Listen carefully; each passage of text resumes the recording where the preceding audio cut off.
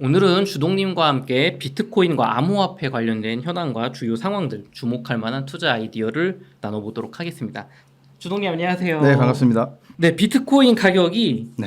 달러 기준으로 거의 이제 4만 달러대까지 가는 거 아닌가 네네. 생각이 들 정도로 폭락을 했었고, 하나로도 거의 7천 뭐 2, 300만 원인가요? 네네. 폭락을 했었습니다. 가격을 급락했다가 지금 조금 회복했는데 네. 이렇게 많이 떨어진 이유가 뭘까요? 일단 복합적으로 봐야 되는 게 네. 우선은 미국 증시가 좋지 않았습니다. 그 이유는 이제 고용 지표 네. 관련해서 예상보다 이제 상회해서 그쪽 영향을 좀 가장 많이 받았다고 할 수 있고요. 그 이외의 요인으로는 이제 경기 침체, 이제 그 노동 지표가 발표되니까 경기 침체로 간다 이런 분위기가 형성됐을 거 아닙니까? 네. 그러니까 지금 정말 경기 침체가 오는 거 아니야라는 이런 공포감. 거기에다 이제 엔캐리 트레이드라고 이제 일본에서 제로 금리 때 많이 여러 각국에서 빌려서 투자한 그런 자금들이 있어요. 네. 그게 이제 일본에서 금리를 이제 인상했지 않습니까? 네. 그러다 보니까 다시 회수돼서 일본으로 돌아가게 되면은 이거 큰일 나는 거 아니냐. 각국의 자금이 다 빠지고 그리고 그렇죠. 미국이 이제 금리를 인하를 해야 될 건데 네. 미국은 금리 인하하면 달러 가치가 당연히 떨어질 것이고 그렇죠. 일본은 금리를 올렸으니까 엔화가 다시 상승할 거 아니에요. 그쵸. 그래서 그 자금이 회귀하는 거 아닌가. 그래서 그런 문제가 또 대두됐고요. 그 두 가지가 가장 크다고 저는 보여지고요. 그러니까 지금까지는 비트코인만의 문제였는데 네. 이제는 글로벌 매크로 지표 상황에 맞들어들어서 이제 세계 증시까지 같이 포함돼서 하락되는 그런 영향을 받았죠. 추가적으로는 뭐 여전히 트럼프와 해리스 네. 그런 문제도 좀 있는데 일단 그 문제는 차치하고라도 경기 침체 요 단어가 가장 컸고 그리고 엔캐리 트레이드에 대한 걱정 이런 게 쌓여서 비트코인도 같이 그 공포감으로 인해 하락했다 이렇게 보시면 될 것 같습니다. 4년 만에 코스피 매도 사이드카가 어제 발동이 됐고요. 미국 나스닥도 네. 급락을 했었습니다. 말씀하신 것처럼 네네. 미국발 경기 침체 위기론이 부상하고 있거든요. 네네. 그럼 만약에 지금 시장이 이렇게 반응을 하는 건 경기 침체가 미국에 정말 오면 네. 비트코인 불장 안 오고 시즌 종료하는 거 아니냐. 그러니까 떨어지는 거 네. 혹시 아닌가요? 네. 일단 사이드카하고 이 서킷 브레이커가 4년 전이었잖아요. 네. 그때가 언제인지 여러분들이 곰곰이 생각해 보시면 딱 떠오르는 게 있을 거예요, 사건이. 코로나 팬데믹이었거든요. 그렇죠, 그렇죠. 예, 그럴 때 우리 모두가 공포감에 휩싸여서 네. 모든 세계의 자산이 다 폭락했었습니다. 비트코인도 마찬가지였죠. 예, 일단 그 상황을 잠깐 우리가 기억을 떠올려 놓고 자, 지금 경기 침체 분위기를 좀 몰고 가는 게 있지만 확실한 지표상으로 확실하게 침체가 온다라는 게 아니거든요. 올 수도 있다. 네, 그럴 수도 있다는데 마치 오는 것처럼 이제 언론에서 기사들을 좀 배포하고 그리고 미국 쪽에서 이런 분위기로 흘러가는 이유가 네. 그동안 파월이 금리 인하를 계속 좀 미뤄왔지 않습니까? 그쵸, 그쵸. 그러니까 약간 좀 압박성. 음. 너 때문에 지금 네. 증시하고 세계 자산이 이제 폭락하고 있다. 빨리 금리 안 내려서 이런 거 아니냐라는 뉘앙스조로 네. 여기 좀 흘러가는 게 있죠. 예. 그래서 우리가 만약에 생각해보 물론 가능성이 뭐 1%도 없냐 그런 거는 우리가 알 수 없지만 만약에 정말 경기 침체로 흘러가더라도 우리 코로나 팬데믹 상황을 생각해 보면은 우리 코로나 때도 경기 침체가 온다고 하고 실제로 왔지 않습니까? 실제 왔죠. 막상 경기 침체가 오면은 어떻게 됩니까? 세계의 모든 국가에서 자금을 또 돈을 풀어버리죠. 네. 그럼 미국에서 또 천문학적인 돈을 풀어서라도 경기 침체를 회복하려는 그런 움직임이 보일 테고 네. 만약 그런 상황이 온다면은 시중에 유동 자금이 엄청 풍부해지면 당연히 모든 물가도 올라가고 자산 가치도 올라가고 비트코인도 따라서 올라갈 것이다. 네. 그러니까 실제로 경기 침체가 온다고 하더라도 비트코인의 그 4년 사이클은 네. 여전히 유효하다. 저는 그렇게 보고 있습니다. 그럼 만약에 경기 침체가 정말로 와서 네. 뭐 일시적으로 충격이 오고 그렇죠. 가격이 급락하더라도 결국은 코로나 때처럼 돈 풀기 그렇죠. 양적 완화가 될 것이고 시간에 조금 딜레이가 있을 뿐 불장은 반드시 온다. 그렇죠. 이게 개개인의 상황에 따라 이제 포지션이 다를 수가 있겠는데요. 네. 이미 비트코인을 보유하고 들고 가시는 분들은 네. 폭락이 오면 엄청 무서울 거 아니에요. 이거 그쵸. 이러다 끝나는 거 아닌가. 맞아요. 그런데 그 시점에 만약에 우리가 매도를 해서 이 시장을 떠나버렸을 때를 생각해 보면 코로나 때 그 좋은 학습 효과가 있지 않습니까? 물론 급락해서 공포감을 주고 시장이 폭락했지만 네. 그걸 버텼을 경우에는 어떻게 되었느냐를 생각해 보면은 보유하고 있는 분들은 그래도 네. 지금까지 버티기 아까워서라도 그 기간은 참아내야 하는 거고요.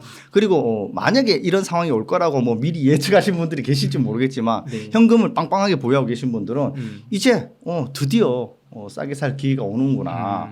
왜 1억 넘어갔을 때는 솔직히 이거 진짜 역대급 가격인데 그렇죠. 또 고점에 들어가기가 굉장히 부담스러웠을 거 아닙니까? 네. 그럼 이럴 경우에 또 분할로 모아간다면은 자산 사이클대로 비트코인이 돌아왔을 때 두 경우에 수혜인 분들이 모두 다 수익을 누리는 구간은 오지 않겠나 그렇게 생각하고 있습니다.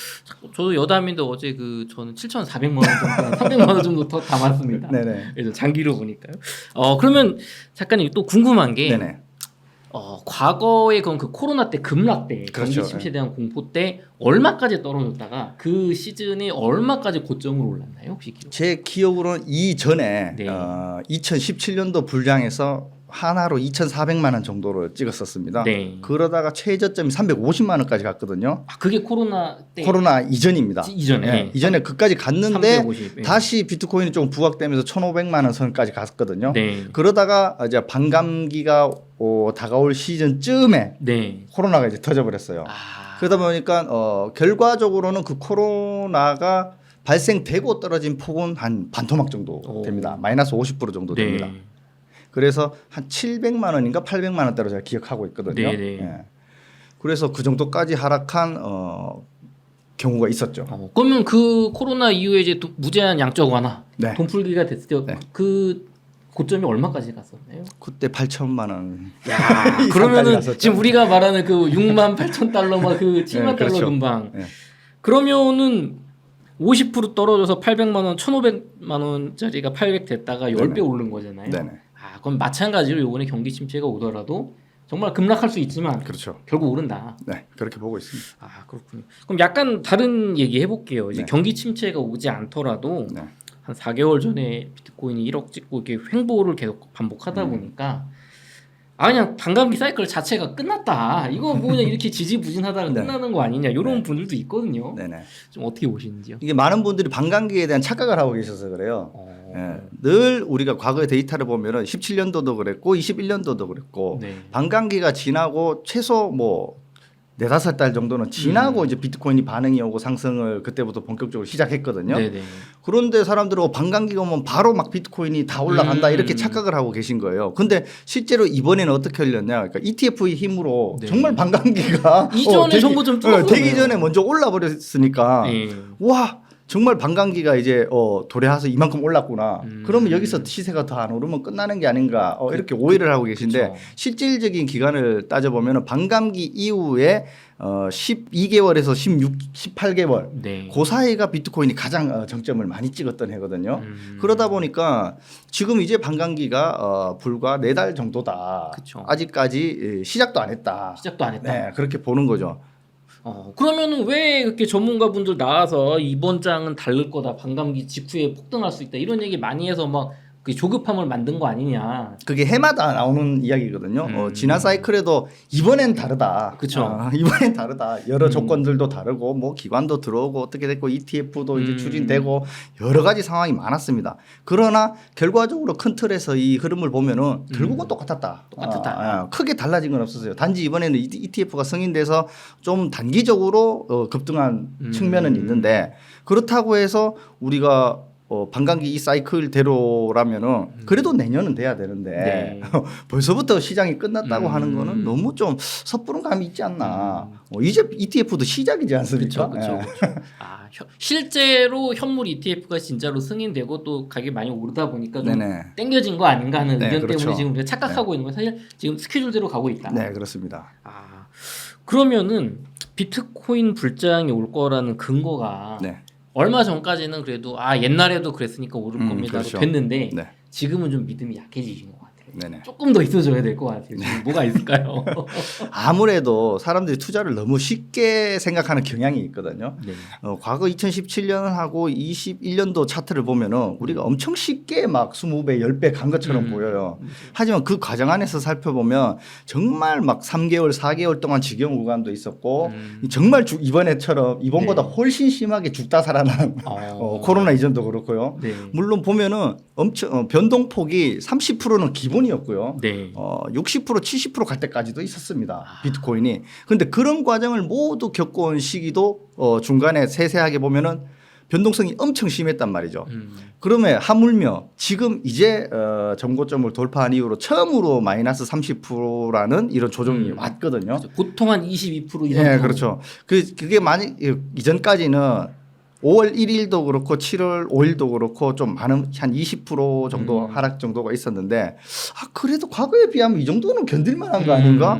뭔가 그래도 비트코인이면 더 확 빠져야 되는데 아무래도 ETF 때문에 이런 변동폭이 작은 게 아닌가라고 생각하고 정말 그냥 이대로 흘러가다가 그냥 올라가 버리려나? 네. 이런 생각을 사람들이 많이 하게 됐거든요. 그렇죠. 저도 포함했고 그런데 아니나 다를까 역시나 코인의 변동성을 보여주는 사건이 또 이번에 발생하게 됐고 그렇죠. 글로벌 증시는 피해갈 수 없구나. 비트코인도 어떻게 보면 이제 ETF에 포함이 됐지 않습니까? 네네. 그것도 증시 자금이라고 봐야 되거든요. 그쵸. 지금까지 그러니까 그 증시 자금으로 인해서 1억 넘게까지 올라온 측면이 있으니까 글로벌 증시가 조정을 받으면 비트코인도 당연히 따라갈 수밖에 없다.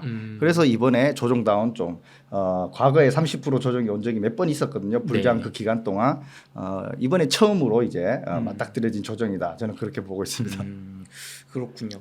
그러면은 주동님 만약 이제 네네. 개인들은 막 공포에 질려서 팔고 이러는데 중요한 거는 네. 항상 기관들 큰 손들이 이기지 않습니까? 그렇죠. 네. 주식도 그렇고. 네. 그럼 이른바 큰 손, 기관, ETF 등은 지금 비트코인을 매입을 하고 있나요? 아니면 매도를 하고 있나요? 일단 저희가 기사로 접하는 거는 뭐 계속 큰 손들은 사고 있다, 고래들은 사고 있다라고 맞아요. 하지만 실질적으로 그 고래들도 파는 고래는 팔고요, 사는 고래는 사고 있습니다. 이게 정확하게 데이터가 온체인 지표로 보면은 결국은 끼워 맞추기식인데요. 예. 그래서 다양하게 고래들은 좀 나눠지는 측면이 있다. 네. 그리고 최근 사례를 보면은 고래들이 조금 파는 게 약간 우세를 했어요. 근데 왜냐하면 대세 상승으로 오는 과정 초입기에 고래들이 실제로 팔기 시작했었습니다.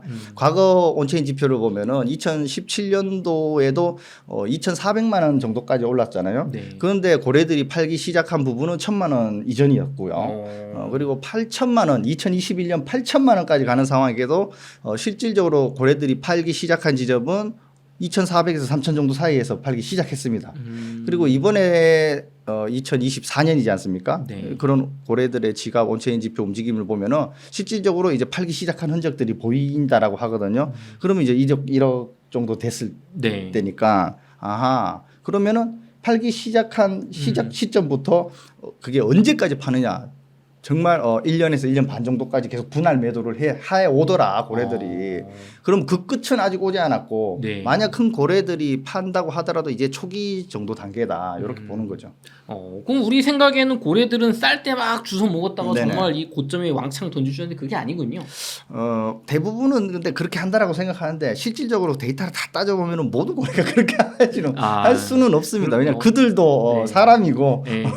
특별하지 않다 그렇게. 단지 이제 그런 비트코인 수량을 많이 갖고 있는 데에는 과거부터 이미 사이클이며 그런 흐름을 다 봐왔던 경험자들이지 않습니까? 오랜 네. 경험을 통해서. 그러다 보니까 그냥 시장에 신규로 뛰어드는 개미들보다는 판단력이나 어떤 지식적인 측면, 학습 효과 이런 것들이 훨씬 좀 우세하다고 보기 때문에 일반 개미들보다는 좀 더 현명한 판단으로 움직인다. 그리고 고래들 같은 경우 우리가 생각하는 물량은 뭐 당장 고래들이 한꺼번에 다 팔 수 있다라고 생각하는데 실질적으로 거래량의 호가창을 보면은 비트코인 한 개 거래하기가 힘듭니다. 얼마 전에 7천 얼마때 사셨다고 네, 하셨잖아요. 네. 그러면 내가 만약에 10개를 사고 싶다고 해서 그 한순간에 매물을 보면은 10개를 사기가 힘들어요. 그쵸. 한 개도 사기가 힘들어요. 0. 몇 개씩 사서 모아야 되는데. 네. 그럼 하다못해 그런 고래들은 몇십 개, 몇백 개, 막 최소 몇천 개까지도 한 그쵸. 번에 팔아야 되는데 그걸 한 방에 다 던진다. 이건 받아줄 물량이었기 때문에 내가 제 살깎기 먹이가 되는 거죠. 가격을 떨어뜨려 네. 버린다. 남아있는 자산은 한참 남았는데 그쵸. 내가 시장가로 계속 던져서 내가 자산을 오히려 떨어뜨려 버리는 이런 형국이 될 수 있거든요. 그래서 좀 긴 기간을 두고 야금야금 파는 것 같아요. 네. 그런 움직임이 훨씬 많더라 이렇게 생각하시면 됩니다. 그렇군요. 그 주동님 그럼 요번 지금 아직도 조정 중인데 비트코인 가격 그러면 어느 정도까지 좀 떨어질 수 있다고 보시는지. 저는 이 월요일이 증시 폭락이 왔지 않습니까? 8월 5일 기준이었거든요. 그래서 이때부터 분할을 해서 한 일주일 정도 매수하면 괜찮겠다라고 제 방송에서 이제 말씀을 드렸었어요. 네. 그런데 화요일 기준으로 살짝 지금 반등이 오는 상태거든요. 네. 그래서 기술적인 반등이 이렇게 먼저 나온 거는 어제 네. 사람들이 낙폭이 너무 과했다고 판단하는구나. 그리고 미국 증시가 실제로 아시아 증시만 떨어진 것만큼 안 오고 반등을 해버렸거든요. 선물 시장도 좀 좋았다고 하더라고요. 네네. 그러니까 아시아 시장도 다시 반등을 주는 모습을 보였고 그래서 네. 우리가 어제 너무 패닉에 빠져서 네. 매도를 한 건 아닌가 이런 판단이 좀 순간적으로 작용한 것 같아요. 그럴 때 기술적 반등이 나오거든요. 네. 그래서 지금 살짝 반등을 하는 상태인데 완전히 안심을 해도 된다라고 저는 말씀드리기 힘든 게요. 아직까지 불안적인 요소가 좀 남았습니다. 이게 기술적인 그냥 반등인지 아니면은 추가 하락을 위한 페이크인지 네. 아직 판단하기는 이르다는 거죠. 그리고 지금 전쟁 분위기도 중동 전쟁 분위기도 지금 좀 심각하게 흘러가지 않습니까? 그쵸. 여기서 갑자기 전쟁이 발발해서 어떤 심각한 상황이 또 벌어질지도 몰라요. 물론 시간이 지나면 전쟁 리스크들은 다 회복되고 별거 아닌 걸로 치부되고 했었는데 일어난 그 순간에는 증시나 어떤 자산 가격에 충격을 많이 준 경우가 꽤 많았거든요. 네. 그러다 보니까 미국 쪽의 증시에서 또 다른 지표가 또 많이 경기 침체 쪽으로 올라가면서 중동발 전쟁이 일어나면서 다시 또 유가가 상승하면서 인플레이션을 못 잡는다. 소비자 물가지수 CPI가 또 올라감으로 네. 발표되고 이러다 보면 금리 인하를 또 못하는 게 아닌가. 그쵸. 이런 분위기로 또 흘러가면은 당분간 이런 모든 것들이 해결되기 전까지는 좀 더 보수적으로 바라봐야 되지 않겠나 그런 생각이 좀 드는 거죠. 그러면 또 크게 하락이 또 이제 경기 분위기에 따라 올 수 있다는 말씀이신 것 같은데 네네. 그러면은 비트코인을 뭐 매수를 해야 될지 홀드를 해야 될지 호드를 해야 될지 뭐 분할 매수를 해야 될지 앞으로 어떻게 좀 전략을 가져가야 될지. 지금부터는 이제 순순히 이제 개인적인 입장을 말씀드려야 되는 거거든요. 네. 대부분 이럴 때는 어떻게 해야 되냐 혼란스러워 하시고 갖고 있는 분들은 팔아야 되나 말아야 되나 이런 고민하시는데 지금 시점에서 파는 건 저는 아니라고 단호하게 말씀드리고 싶고요. 팔면 안 된다. 예, 그리고 사야 될지 말지 고민하는 분들은 만약에 이 상황이 다 지나가고 산다라고 우리가 가정을 하면은 지금보다 훨씬 비싼 가격에 사야 되는 건 명백하다. 예. 그런데 이 공포심을 이기고 불안한 요소들이 있음에도 불구하고 내가 리스크를 지고 들어가겠다는 분들은 네. 지금부터라도 좀 구간을 철저하게 나눠서 요일도 나누고 네. 구간도 나누고 이런 식으로 분할 매수를 한다면 결국 사는 동안 힘들고 갖고 있는 동안은 더 빠지면은 마음은 안 좋겠죠. 그쵸. 하지만 시간이 지났을 때는 그때 산 게 잘한 거구나라는 생각이 드는 날이 오지 않겠나. 저는 개인적으로는 그렇게 생각하고 있습니다. 그래서 여러 투자자들이 좀 투자하는 스타일이 달라요. 어떤 네. 분은 리스크를 지기 싫어서 고점에서 특정 이평선에 매도하고 나와서 그냥 편안하게 시장을 지켜보다가 새로 안정이 되면 들어가는 경우도 있고 또 어떤 분들은 이 공포를 극복하고 들어갔을 경우에 과거에 모두가 큰 돈을 벌었으니까 네. 나는 이럴 때 나눠서 들어가 보겠다. 이런 투자자도 있기 마련이거든요. 저는 후자에 가까운 것이죠. 그러면은 이게 분할 매수를 해도 네. 어느 정도 기간에 좀 나눠서 하면 좋을지. 그 사람들이 분할 매수하면 그냥 매번 똑같은 가격인데도 불구하고 막 나눠서 사면 되는 줄 아는데 네. 그거는 좀 착각이고요. 제가 아까 구간을 말씀드렸지 않습니까? 네. 만약에 오늘 가격이 8천만 원인데 일주일을 나눠서 산다고 가정하면 일주일 동안 만약에 8천만 원이 그대로잖아요. 네. 그럼 사는 의미가 없는 거예요. 분할해서 사는 의미 없다 그렇게 하면. 네, 그렇죠. 똑같은 가격이 계속 사는데 알고 보면 내가 한 방에 다 산 거랑 분할해서 산 거랑 똑같은 거죠. 차이가 없지 않습니까? 네. 그래서 제일 좋은 방법은 특정 구간을 나누는 거죠. 예를 들어 뭐 8,000에서 7,800, 7,600, 7,500, 7,200 이런 식으로 소량껏 계속 이제 매수 호가창에다가 주문을 걸어놓는 형식을 하시던가 그것도 잘못하면은 하루 만에 죽 빠져버리는 경우에는 그쵸. 하루에 다 사질 수가 있거든요. 맞아요. 그럼 또 분할 매수가 아닌 경우가 되잖아요. 그렇죠. 그러니까 요일별로 그런 내가 원하는 가격대 구간대를 좀 새로 설정해서 나눠서 주문을 걸어놓으면 그런 방식이 좀 좋은 분할 매수 방식이다라고 말씀드릴 수 있겠네요. 그럼 지금 8천만 원인데 뭐 한 6천만 원대까지 이렇게 한 200만 원 정도로 구간 이렇게 나눠서 놓는 건 괜찮을까요? 아무래도 근데 좀 거기도 단점이 있는 게 뭐냐면은 네. 가격이 진짜 6,100만 원까지 찍고 올라갔다라고 만약에 가정하면은 네. 대부분 다 사지고 오르는 거니까 그쵸. 괜찮겠죠. 네. 그런데 만약에 지금 8천만 원인데 여기서 더 안 떨어지고 올라갔다 가정하면은 네. 어떻게 되겠습니까? 하나도 못 산 거예요. 하나도 못 사게 되는 거잖아요. 그쵸. 결국은 또 지금보다 비싼 가격에 사야 되는 거예요. 그러니까 이런 판단 하나하나까지는 제가 여러분들한테 이렇게 하세요, 저렇게 하세요, 뭘 권합니다라고 말씀드릴 수가 없는 거예요. 이제 거기서부터 이제 각자의 성향에 맞춰서 투자를 하는 거죠. 내가 공포심을 극복하고 이 리스크를 극복하고 들어갈 수 있는 그런 멘탈이 가능하다라고 하는 분들은 들어갈 수가 있겠죠. 그런데 막상 본인 자신은 모르는 거예요. 엄청 겁도 많고 막 10만 원, 20만 원만 움직여도 네. 막 가슴이 벌렁벌렁하고 식은땀이 나고 이런 분들은 네. 들어가기가 힘들죠. 그런 분들한테 지금 바로 사세요 이렇게 하면은 만약 지금보다 막 500만 원, 뭐 1000만 원이 더 떨어지면 7천만 원 초반대가 다시 한번 또 온다면 그런 사람들은 너무 무서워서 겁나서 또 도망 나오게 되는 이런 현상이 발생한다라는 거죠. 가격이 떨어질 때 파실 분들은 지금 사면 안 된다. 그렇죠. 차라리 그 겁이 많거나 네. 두려움에 내가 막 갖고 있다가 조금만 떨어지면 막 팔 거겠다 이런 분들은 차라리 기다렸다 사시는 게 나은 것 같고 올라가는 거 보고 달아. 그렇죠. 공포를 극복할 수 있고 멘탈이 되고 이런 적립식 투자를 함에 있어서 과거도 늘 그래왔고 지금도 그럴 것이다 생각하는 분들은 좀 과감히 해보시는 게 좋겠다.